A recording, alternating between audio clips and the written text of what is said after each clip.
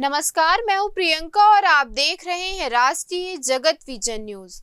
माओवादी नेटवर्क पर सुरक्षा बलों ने करारा प्रहार किया है। डीआरजी, कोबरा बटालियन और केरूपी की संयुक्त कार्यवाही में 16 सक्रिय माओवादी सदस्य गिरफ्तार किए गए हैं।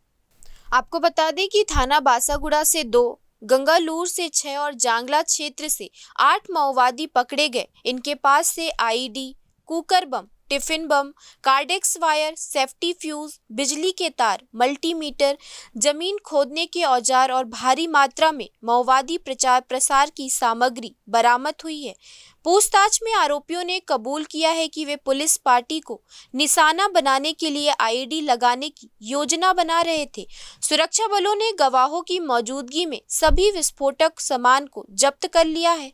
ये कार्रवाई बीजापुर जिले में नक्सल विरोधी अभियान की एक बड़ी सफलता मानी जा रही है। फिलहाल इस खबर में इतना ही। देश प्रदेश के खबरों से अपडेटेड रहने के लिए हमारे चैनल को सब्सक्राइब करें और नए खबरों की नोटिफिकेशन के लिए बेल आइकॉन जरूर दबाएं। नमस्कार।